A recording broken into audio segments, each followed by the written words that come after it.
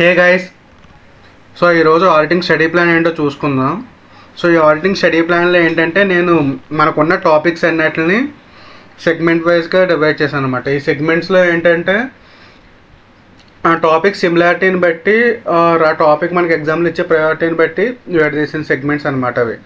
So segment వైజ్గా example ఏంటంటే మనం స్టాండర్డ్స్ ఆఫ్ ఆడిటింగ్ రిలేటెడ్ అన్నీ ఒక సెగ్మెంట్, ప్రొఫెషనల్ ఎథిక్స్ ఒకటి ఒక సెగ్మెంట్, ఇది కాకుండా ఆడిట్ ఆఫ్ బ్యాంక్స్, ఎన్బిఎఫ్సిస్, ఇది కన్సాలిడేషన్, ఇది ఒక సెగ్మెంట్. ఇది కాకుండా మనం రెగ్యులర్గా కంప్లీట్ థియరీ చాప్టర్స్ ఉంటాయి కదా, డిజిటల్ అష్యూరెన్స్ అని, ఆ చాప్టర్స్ ఒక సెగ్మెంట్. అలా సెగ్మెంట్ వైజ్గా ఒకటి విడదీశాను.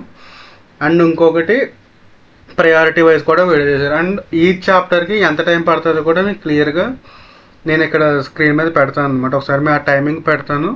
అండ్ మీకు డిస్క్రిప్షన్లో దాని రిలేటెడ్ ఎక్సెల్ కూడా దొరుకుతుంది. సో మీరు ఓపెన్ చేసుకొని చెక్ చేసుకోవచ్చు. ఓకే, ఇంక స్టార్ట్ చేసుకుందాం. Hey guys, so first segments wise చూసుకుందాం. సో ఈ సెగ్మెంట్స్ వైజ్లో ఈ థర్డ్ సెగ్మెంట్లో పెట్టినవి మొత్తం completely theory chapters first point.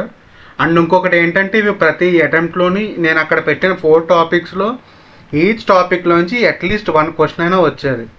So each topic నుంచి మీరు ఆన్ అండ్ యావరేజ్ 4 మార్క్స్ వేసుకున్నా, సో ఓన్లీ ఆ పర్టికులర్ సెగ్మెంట్ మీరు కంపల్సరీ ప్రిపేర్ అయితే మీకు గ్యారంటీడ్గా 12 to 14 మార్క్స్ అనేది కంపల్సరీ వస్తాయి.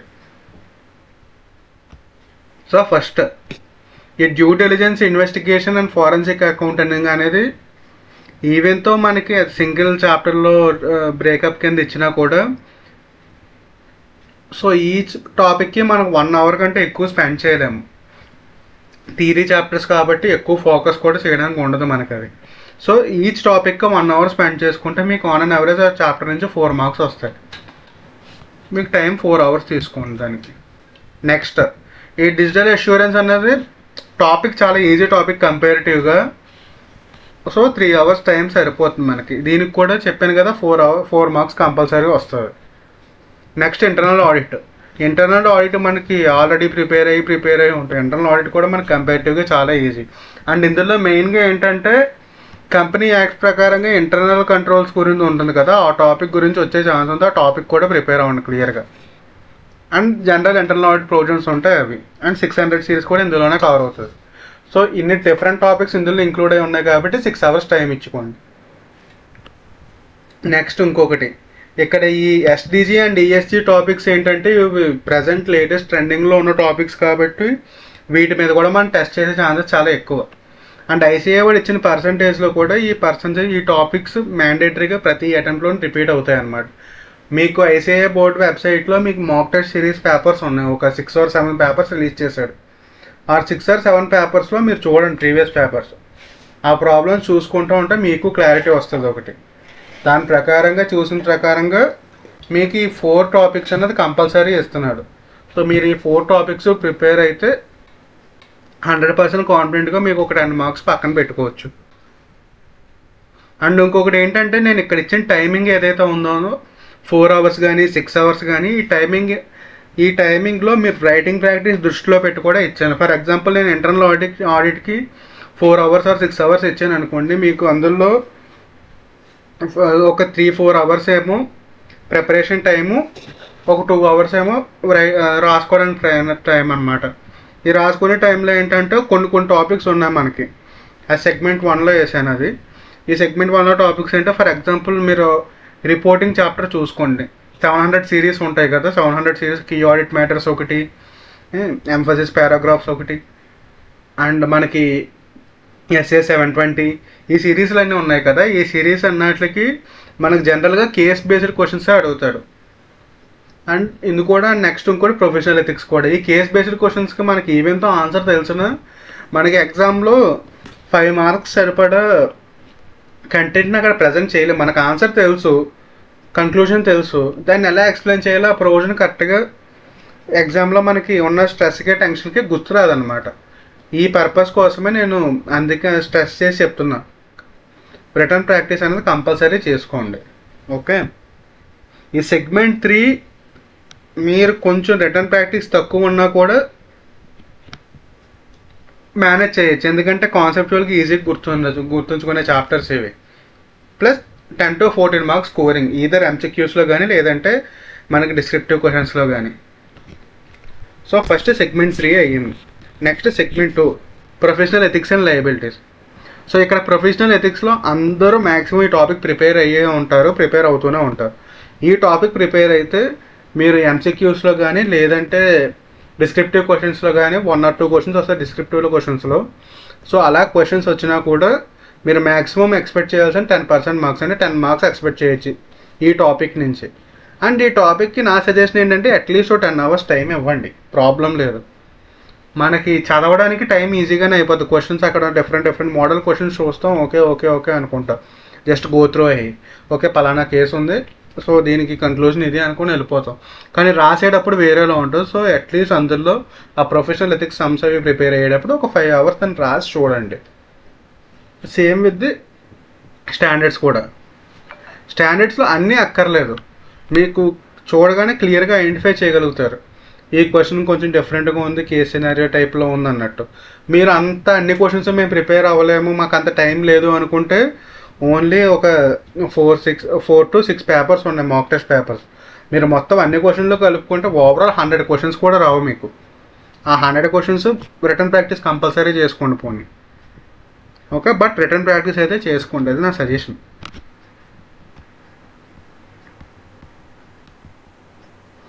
అండ్ నెక్స్ట్ ఇంకొకటి సెగ్మెంట్ వైజ్ పెట్టాను కదా, ఈ సెగ్మెంట్ వైజ్లో సెగ్మెంట్ 4 చూద్దాం. ఈ సెగ్మెంట్ 4లో audit of banks and NBFCs. ఇందులో నుంచి మనకు ప్రతి అటెంప్ట్లోనూ తెలిసిందే కదా, ఒక 6 మార్క్స్ నుంచి 8 మార్క్స్ వరకు వచ్చే ఛాన్స్ ఉంది. ఎందుకంటే ఎన్పిఏ ప్రొవిజనింగ్ గురించి కానీ లేదంటే ఎన్బిఎఫ్సి ఎలిజిబిలిటీ కానీ రిజిస్ట్రేషన్ రిక్వైర్మెంట్స్ కానీ ఇలాంటి క్వశ్చన్స్ అన్నీ అడగడానికి ఛాన్స్ ఉంది. ప్లస్ ఏంటంటే కన్సాలిడేషన్ నెక్స్ట్. ఈ కన్సాలిడేషన్లో ఏంటంటే మనకి joint audits, subsidiary related issues ఇవన్నీ ఉంటాయి కాబట్టి 600 సిరీస్ కూడా ఇందులో తగులుతుంది మీకు. 600 సిరీస్ తగులుతుంది. ప్లస్ ఏంటంటే మనకి కంపెనీస్ యాక్ట్లో ప్రకారంగా కన్సాలిడేషన్ ప్రొవిజన్స్ ఏంటంటే ఇండియాస్ ప్రకారంగా కన్సాలిడేటెడ్ ప్రొవిజన్స్ కూడా ఇక్కడ యూజ్ అయ్యే ఛాన్స్ ఒకటి ఉంటుంది అనమాట. సో ఈ 2 కలిపి ఒక సెగ్మెంట్ కింద ఇచ్చాను. ఈ 2 టాపిక్స్ ప్రిపేర్ అయితే మీరు ఇంకో 10% పక్కగా పెట్టుకోవచ్చు. సో మీరు ఎగ్జాంపుల్కి ఒక నిమిషం. So segment 2, segment 3, segment 4 prepare అయ్యారు అనుకుందాం. మీరు ఇప్పుడు జస్ట్ పాస్ మార్క్ ప్రిపేర్ అయ్యారు. సో ఈ పాస్ మార్క్కి 100% కాన్ఫిడెంట్గా ప్రిపేర్ అయ్యారు అనుకోండి. నెక్స్ట్ దాన్ని బట్టి ఈ టాపిక్ 1 ఏదైతే ఉందనుకో మన స్టాండర్డ్స్లో దానికి మీకు బాగా ఈజీగా ఉన్న టాపిక్స్ కొన్ని ప్రిపేర్ అవ్వడం అలాంటివి చేసుకోవడానికి ఛాన్సెస్ ఉంటాయన్నమాట. సో మీరు ఈ 3 సెగ్మెంట్స్లో అట్లీస్ట్ ఈ 4 సెగ్మెంట్స్లో అట్లీస్ట్ 3 సెగ్మెంట్స్ ప్రిపేర్ అవ్వండి. మీరు ఒకవేళ ఎగ్జామ్షన్కి ఏం చేస్తే సెగ్మెంట్ 1, 2, 3 చూడండి, టోటల్ వెయిట్ 79% మార్కేజ్ వచ్చింది. సో మీరు ఈ రేంజ్కి ప్రిపేర్ అయితే మీరు ఆటోమేటిక్గా గ్రూప్ అన్నది పాస్ అవుతారు. మైండ్లోంచి ఒకటి తీసేయండి, ఎప్పుడు 100% ప్రిపేర్ అవ్వాల్సిన అవసరం లేదు. 100% ప్రిపేర్ అయిపోయి మీరు ఒక 2-3 టాపిక్స్ కొంచెం ప్రిపేర్ అయ్యి ఈ ఎగ్జామ్లో ఏ టాపిక్ రాయలేకపోవడం కంటే మీరు ప్రిపేర్ అయిన టాపిక్ ఒకవేళ ఎగ్జామ్లో వస్తే కొంచెం గ్యాంబుల్ రిస్క్ అయినా పర్లేదు కానీ ప్రజెంట్ చేసి పర్ఫెక్ట్గా ప్రజెంట్ చేయగలుగుతారు. సో మీరు దాన్ని బట్టి డిసైడ్ అవ్వండి ఏ టాపిక్స్ ప్రిపేర్ అవుతారు అన్నది. సో ఈ 4 సెగ్మెంట్స్లో డిఫరెంట్ సెగ్మెంట్స్లో నేను మార్కింగ్ అన్నది ఇచ్చాను మీకు ఇక్కడ. ఓకే, టోటల్ టైం వచ్చి 97 hours పడుతుంది కంప్లీట్గా 100% ప్రిపేర్ అయ్యే వాళ్ళకి. ఈ 97 hours అంటే మీరు daily 10 hours on and average లెక్క వేసుకున్నా మ్యాక్సిమం 9 days or 10 days లోపు క్లియర్ అయిపోద్ది. లేదు మీరు బోత్ గ్రూప్స్ ప్రిపేర్ అవుతున్నారంటే నా సజెషన్ ఏంటంటే మీరు 80% వెయిటేజ్ వచ్చేలా ప్రిపేర్ అవ్వండి. దాన్ని బట్టి మీరు టైం అడ్జస్ట్ చేసుకోవచ్చు. అండ్ ఇంకొకటి ఏంటంటే రైటింగ్ ప్రాక్టీస్కి మీరు టోటల్ ప్రిపరేషన్ టైంలో అట్లీస్ట్ 1/4 టైం అయితే ఇవ్వండి, లేదంటే 1/5 అట్లీస్ట్ 20% టైం రైటింగ్కి అలొకేట్ చేయండి. నేను ఎందుకు చెప్తున్నా అంటే నేను కూడా ఇంతకుముందు అలాంటి ప్రాబ్లమ్స్ ఫేస్ అయ్యాను. యాక్చువల్ రైటింగ్ మనకు కాన్సెప్చువల్గా ఎంత స్ట్రాంగ్ అనుకున్నా ఏమనుకున్నా ఎగ్జామ్లో ఏం రాసినా వాడికి కావాల్సిన పాయింట్లో వాడికి కావాల్సిన థియరీ అక్కడ కనిపించకపోతే మనం వేరే లాంగ్వేజ్లో రాయొచ్చు, బట్ వాడికి అక్కడ కనిపించకపోతే వాడు మార్క్స్ అయితే వేయడు. తెలిసిందే కదా ఆడిట్ ఎంత టఫ్గా కరెక్షన్ చేస్తాడన్నది మనకి. సో దానికోసం నా సజెషన్ మీరు మ్యాండేటరీగా రాయడానికి చూసుకోండి. సో ఇలా కాదు, మాకు ఎలా సెగ్మెంట్ వైజ్ కాదు, కొన్ని టాపిక్స్ ప్రయారిటీ, కొన్ని ప్రయారిటీ టాపిక్స్ కావాలనుకుంటే ఇలా ప్రయారిటీ వైజ్ టాపిక్స్ కూడా పెట్టాను. సో ప్రయారిటీ ఏ టాపిక్స్ అనేది మ్యాండేటరీగా హై ప్రయారిటీ టాపిక్స్ అనమాట ఇవి. సో ఇందులో ఏమేమి ఉన్నాయి? ప్రొఫెషనల్ ఎథిక్స్, ఇది ఎలాగో మీకు తెలిసిందే, 10 hours ప్రిపేర్ అవ్వాలి, 12 marks వస్తాయి ఈ ఒక్క టాపిక్కి.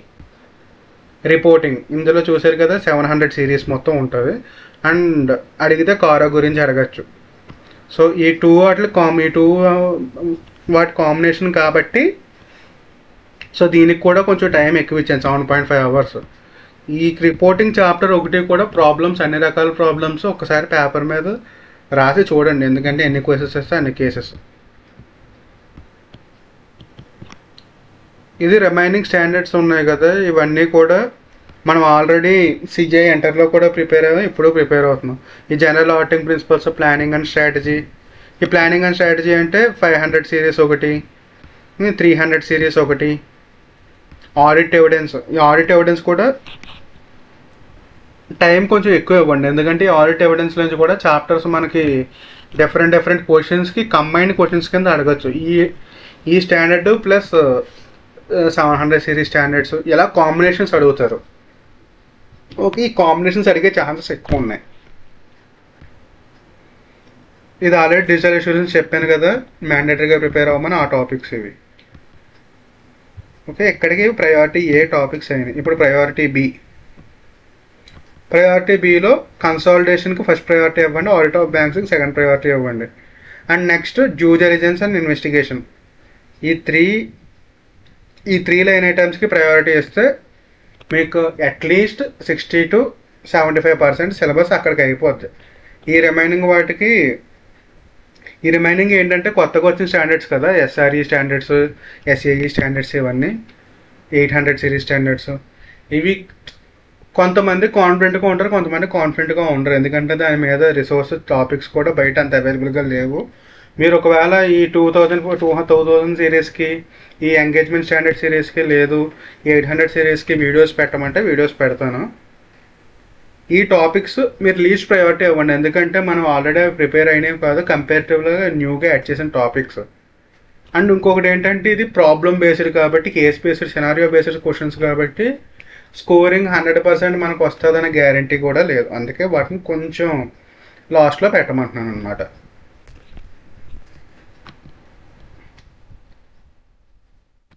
ఇది ఆడిట్ ఆఫ్ పిఎస్యూస్, ఇది ఛాన్సెస్ తక్కువ, బట్ ఏంటంటే అడిగే ఛాన్సెస్ ఉన్నాయి.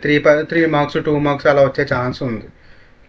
ఇందులో మేజర్గా ఉండే టాపిక్స్ ఈ ప్రొప్రైటరీ ఆడిట్ అంటే ఏంటి, పెర్ఫార్మెన్స్ ఆడిట్ అంటే ఏంటి, కాంప్రహెన్సివ్ ఆడిట్ అంటే ఏంటి, ఈ 3 టాపిక్స్ మీద మెయిన్గా క్వశ్చన్స్ అనేవి తిరుగుతాయి. అది ఫైనల్గా ఇక్కడ టాపిక్స్. అండ్ నెక్స్ట్ ఇంకోటి వచ్చి, మీరు ఇప్పుడు డిఫరెంట్ సినారియోస్ చూద్దాం. ఒకవేళ మీరు ఏమేమి ప్రిపేర్ అయితే మీకు ఎలా అవుతుందని. మీరు పాస్ అవుదాం అనుకుంటే అట్లీస్ట్ మీరు 55% కాన్ఫిడెంట్గా ఉండాలి, రిమైనింగ్ అన్నది డిపెండ్స్ అనమాట, కొంచెం జనరల్ ఓవరాల్గా చూసుకోవచ్చు. మీరు ఈ 55% అనేది ఎలా తెచ్చుకుంటారు అన్నది ర్యాండమ్ సినారియోస్ చూద్దాం. కొంతమందికి స్టాండర్డ్స్ అన్ని కాన్ఫిడెంట్గా ఉన్నారు, ఓన్లీ స్టాండర్డ్స్ ప్రిపేర్ అయ్యారు అనుకుందాం. మెటీరియాలిటీ అండ్ రిస్క్ అంటే ఇవన్నీ మన రెగ్యులర్గా సిఏ ఎంటర్లో కూడా ప్రిపేర్ అయ్యి ఎక్కడ ప్రిపేర్ అయ్యి వచ్చిన స్టాండర్డ్స్ అనమాట నేను ఇప్పుడు పెట్టేవన్నీ.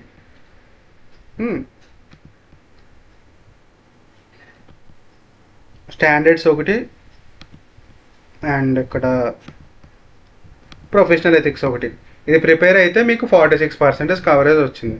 సో అది మీరు ప్రిపేర్ అయితే 46% ప్రిపేర్ అయితే, ఇందులో మళ్ళీ ఇందాక నేను చెప్పాను చూసావు కొత్తగా వచ్చిన సీరియస్ క్వశ్చన్స్, ఆ కొత్తగా వచ్చిన స్టాండర్డ్స్ ఏమి ఇందులో ఇంక్లూడ్ చేయకుండా నేను చెప్తాను. అందులో ఇంక్లూడ్ చేస్తే అది ఇంకా వెల్ అండ్ గుడ్. అది ఆ టాపిక్స్ కాకుండానే మీకు 46% వచ్చింది. ఇప్పుడు మీరు audit of NBFCs and banks కూడా ప్రిపేర్ అయ్యారు అనుకుందాం. సో డ్యూ డిలిజెన్స్ ఒకటి. ఇది కాకుండా ఇంటర్నల్ ఆడిట్ మనం కాన్ఫిడెంట్గానే ఉంటాం కాబట్టి ఇంటర్నల్ ఆడిట్ టాపిక్ ఒకటి. ఇది 63%. మీరు పాస్ అవ్వాలంటే అట్లీస్ట్ మీరు 60% ఆర్ 55% ఎక్కువ ఏం చేసుకోవాలి. ఓకే, అలా కాదు మాకు ఎగ్జామ్షన్ కావాలంటే మీకు అట్లీస్ట్ 80% ఉండాలి. ఫర్ ఎగ్జాంపుల్ మీరు ఓన్లీ ప్రయారిటీ ఏ టాపిక్స్ ఒకటి ప్రిపేర్ అయితే మీకు ఎంత వస్తుంది? మీరు ప్రయారిటీ ఏ టాపిక్స్ ఒకటి ప్రిపేర్ అయినా కూడా మీరు 54% మార్క్స్ కంపల్సరీ గెయిన్ చేయొచ్చు. మీకున్న టైంని బట్టి దాన్ని బట్టి మీరు అనలైజ్ చేసుకోండి. ఓకే, నేను మీకు ఎక్సెల్ ఫార్మెట్లో పెడతాను. ఎక్సెల్ ఫార్మెట్ కూడా ఒకసారి స్క్రీన్లో పెడతాను, చూసుకోండి. మీకు సేమ్ అదే కూడా పీడిఎఫ్ డౌన్లోడ్స్లో ఇస్తాను.